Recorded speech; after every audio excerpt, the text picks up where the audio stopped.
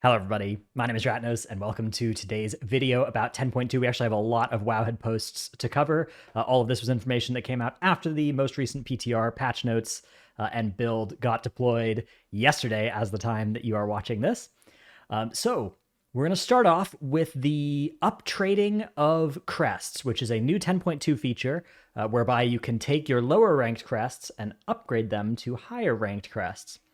And it looks like the current requirements are, at least for the Whelplings to Drake conversion, is 90 Whelplings crests will get you 15 Drake's crests.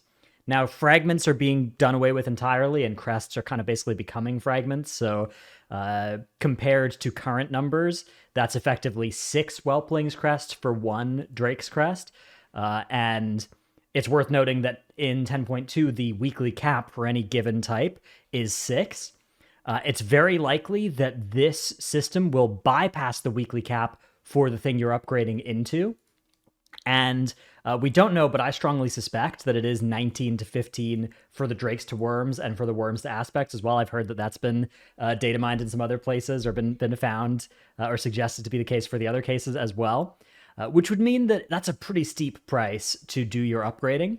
And it's worth noting that you're never choosing between doing this upgrade and using the crest for something useful, because by definition, to unlock the ability to do this, you need to earn the achievement that says you basically don't need, like, before you can upgrade your Whelpling's Crest to Drake's Crest, you need to get 450 in every slot, which means you won't need Whelplings anymore. And the same with Drakes to Worms and Worms to Aspects, is you have to be done with the previous level of crests. I speculated that this would be a very powerful system that would mean that there was heavy incentive to do things like filling out your Whelplings cap for the first couple of weeks. At this exchange rate, if it continues to be 90 to 15 all the way up, that's a pretty small exchange rate, right? That's 90 Whelplings crests for 3 Worms crests, which is not necessarily going to be worth your time, or 90 Whelplings crests for what, point something aspect crests, a fraction of an aspect crest, which again, that's a fraction of a current fragment of an aspect crest. So that seems to be good. That I think this is going to be nice. That, like, it's a nice little way for you to use your extra crests that you no longer need and get something out of them, but it's not going to be like you're compelled to farm your maximum cap of Whelplings and Drakes for high-end players. Like, there may be cases where you're like, oh, I'm 1 Worms crest short. Let me fill out my Drakes for this week to make sure I can make that upgrade to, buy my Worms with my Drakes. That kind of thing might happen to you at some point during the patch cycle. But it's pretty likely that this is something that you won't have to actively hunt down if it stays at this 90-15 exchange rate on the higher crests. And if anything, I would imagine it would only get less favorable rather than, like, more incentivized to do it more as the crest level goes up. So again, we don't know for sure. It's supported by some entries in the database which indicate there are items which can be brought for 90 Drake's crest and 90 Worms crest, but it's not 100% guaranteed. Definitely a good... I think this is a good way to do this. I was expecting this to be a less costly exchange rate that would incentivize a lot more, like, week 1 through 3 Whelplings farms, which I'm glad to not have in my future here. Okay. The other thing that we have got is a change to the crafted system, which in many ways is a reversion to current numbers, but these were changes that are being reverted to how crafting was going to work next patch. So in earlier PTR builds, it was going to take 45 aspects or 30 Worms crests to make an enchanted one. And those have been basically changed back to the current live numbers, which is 60 aspects or 45 Worms, which again, this translates to 4 aspects or 3 Worms, which are the current numbers to make Shadowflame crests. And those will again be the numbers to make Dreaming crests. Now, alongside this, they've also rebuffed the item level of the crests, which is interesting because this was also something they changed earlier in this patch cycle. So currently crafted gear caps out at 447, and compared to next patch, they were effectively going to be capping them out at 444 instead. 483 is that number, and they've reverted that to current live numbers, basically, which is 486, which is myth 3 out of 4.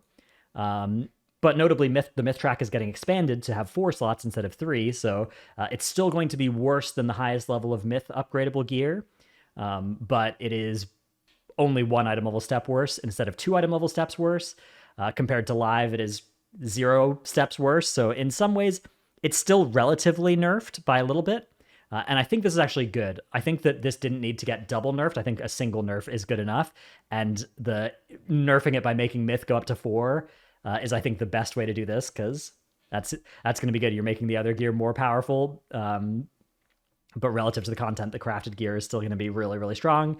And absolutely, at least your 2 embellished pieces already were going to be BIS, but probably several crafted pieces will at least be... It's possible that almost everybody's going to want to go for myth 4 out of 4, especially like a lucky, good, statted piece from M+ in your vault.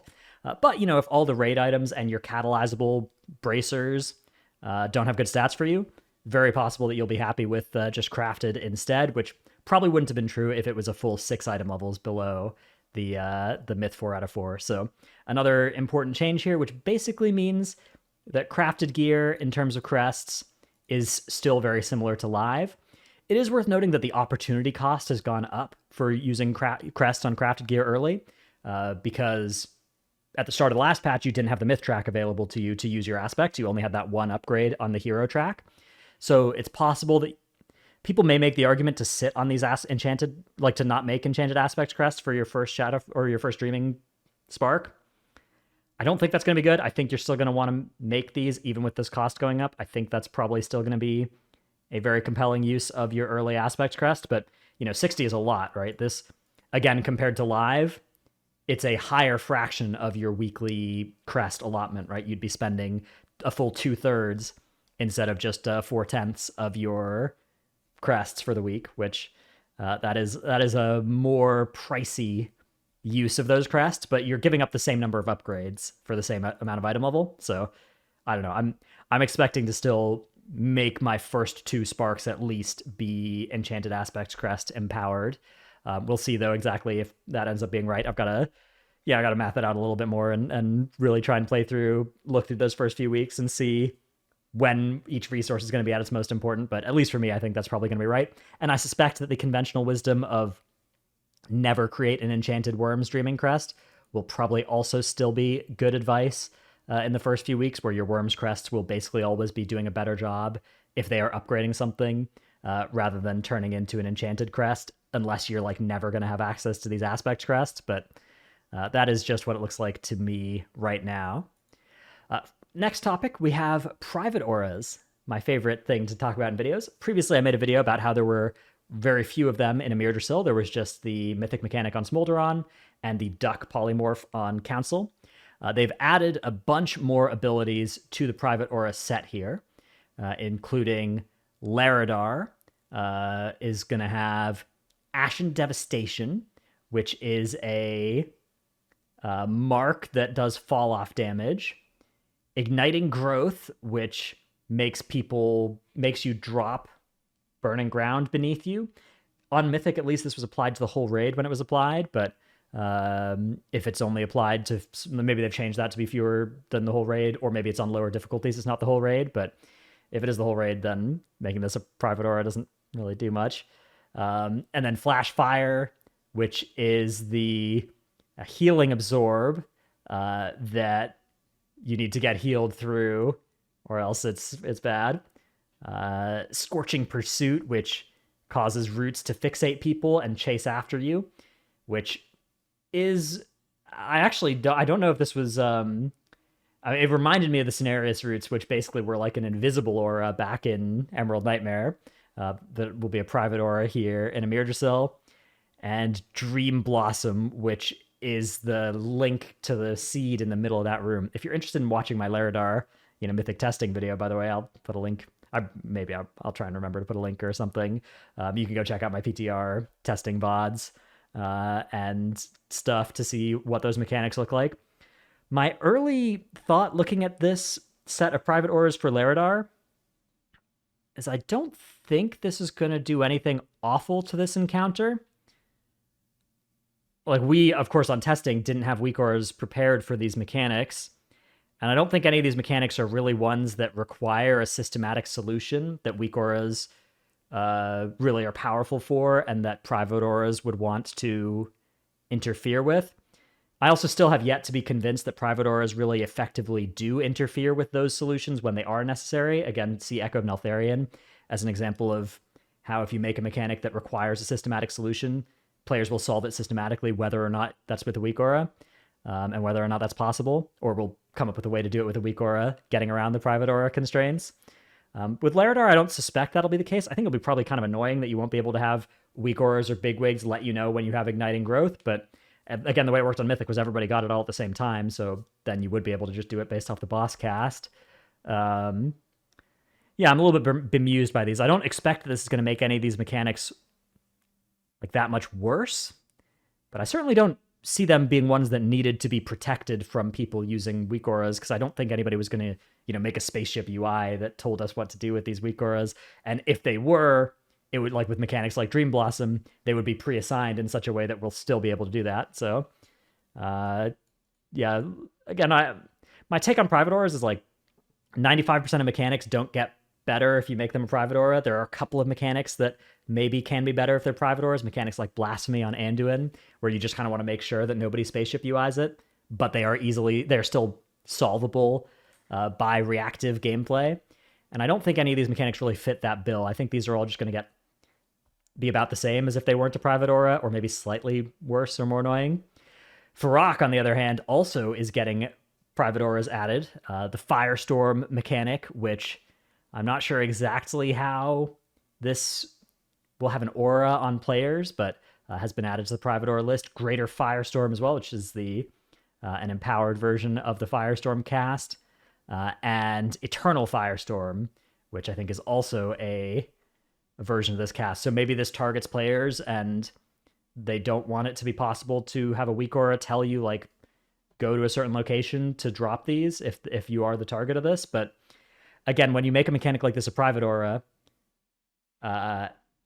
if it needs to be handled that way, right? Like, if that's the best way to handle that mechanic, we'll just have a macro that everybody in the raid has that they're ready to press, that will then, you press it if you get Firestorm, and then if all the people that press Firestorm press it correctly, then a weak aura just does the same things. And so you achieve the same result as a weak aura, but it's more annoying for the players. But any mechanic that they want to make a private aura is, by definition, they have to bake in enough time for something like that to work. Even Volcanic Heart on Echo of Neltharion had just enough time for that to work. And any less than that, and it's just not going to be solvable the natural way, however they envision that. So I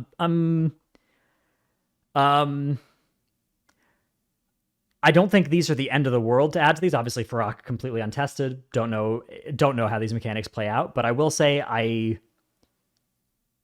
am not excited about these being added to private auras. I think best case, private auras don't make them suck, and worst case, they do make them suck or they're mechanics that already sucked, and private auras don't help and make that worse.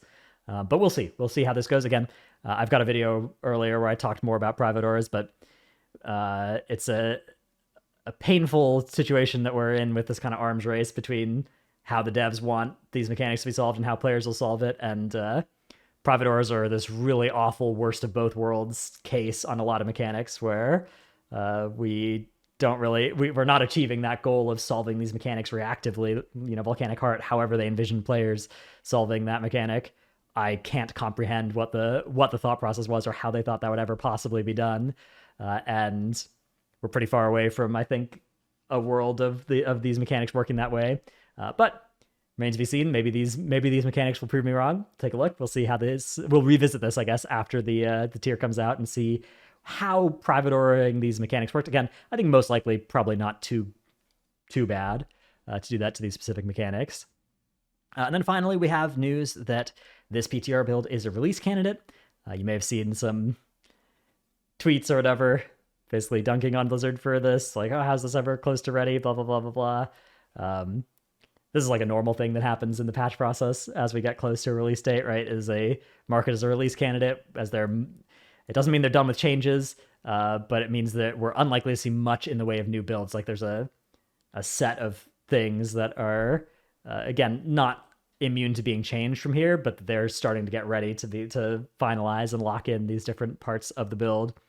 And basically, my take is, if there's things you're still hoping to see in 10.1, this doesn't make them less likely. If they're stuff like class balance, and if they're stuff like affix overhauls or rethinking of various philosophies on things, which I know a lot of people want have all kinds of different wish lists. I don't think those got especially less likely with this announcement, although I think that in a lot of cases, expecting those sorts of things to get changed in a 3-week lead up to a patch was already extremely unlikely and remains extremely unlikely, and gets obviously more unlikely every day that passes from between now and that release date. But yeah, basically I would say not news that should really change your position on anything or change how you feel about anything. All right, that's it for this video. Let me know what you think in the comments below. Thanks for watching. I'll see you in the next one. Bye.